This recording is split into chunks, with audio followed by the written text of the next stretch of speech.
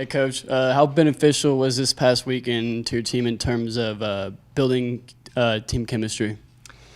Chemistry was good before we left. I felt like we were there, and I don't think you can go on the road and win 3 matches like that without having good team chemistry. So I think it validated some things more than built some things. But I think this team has always been pretty tight, and we look pretty good that way this weekend.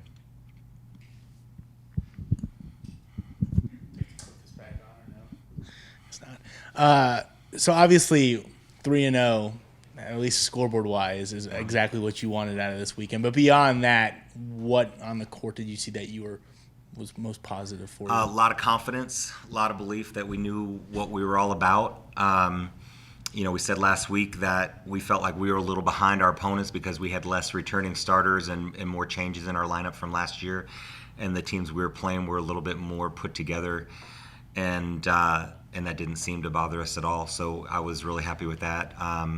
We were going back and forth with Brooke and her injury, and was she playing or not playing, and it was nice to see everybody just kind of roll with that, and it helps when you have a senior like Chandler who could just step right in and play great, and that made us a little bit smoother even. But overall, everything that we were hoping for, we got. Life is easier when you win matches 3-0, but to win that 3-2 and having to go to a fifth set and showing some mental fortitude, obviously you'd like everyone to be easy, but is it nice at least that you got that out of the way and got to see what your team is like in that type of pressure 100%, situation? yeah. And this is where when you talk to the team afterward and we start comparing notes to where we are now compared to maybe in the same position a year or two ago, that's where we really see a change. And that fourth set against Ohio State, we felt like we had it, and we had some chances, and we got stuck in a bad rotation, and we just couldn't close it out. And I don't know that we would have won that match on the road a year ago when we thought we had it, and then we didn't.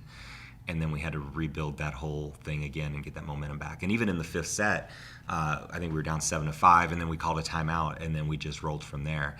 And so you could just see, and I was talking with Emily and Allison after the match, and I'm like, man, it just felt like that was a better win than even when we beat Baylor on the road last year. And they both said, yeah, we were just talking about that. We feel like it was too. And I think that just comes back to expectations. And so, you put it all together, and it was a really good win.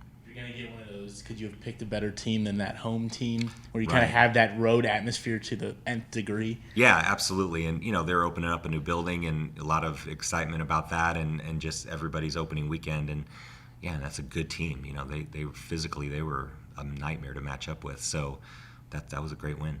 And always good, I assume, as a coach, when the conference gives some recognition to someone like Emily who had a great weekend overall. Yeah, those awards are hard to come by.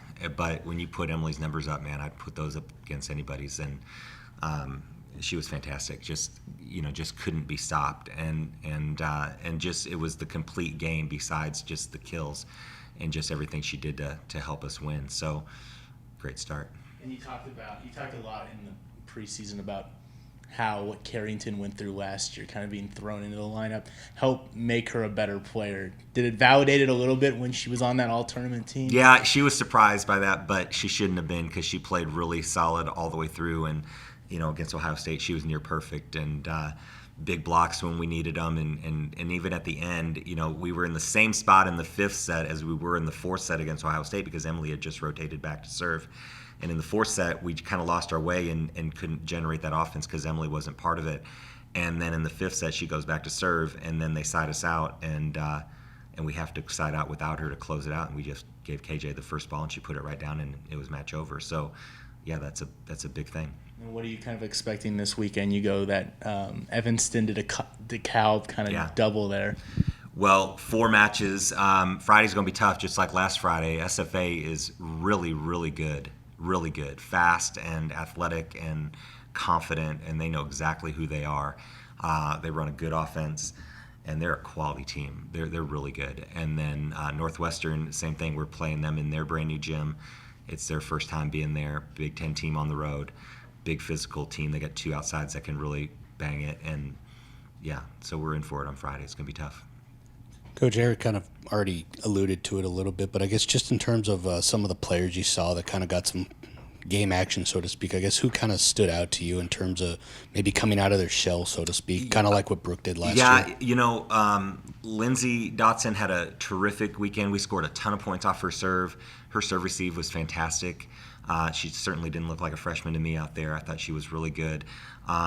And then Caitlin Dugan had some really good moments. The fifth set, she put a ball away at the end of that fifth set that the Ohio State coaches were still talking about the next day. They couldn't believe the shot that she hit. And then you watch it on film, and I agree, that was a really tough shot. But overall, KJ had a breakout weekend. Alex Kirby played fantastic.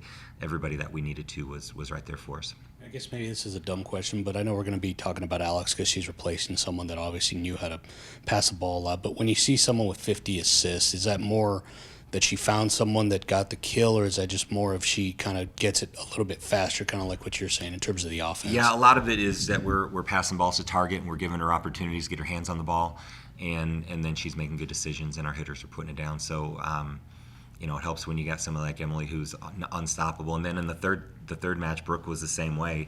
We brought her back. She was feeling good, and she had 19 kills in a 4-set match. So we had some good outside hitters this weekend.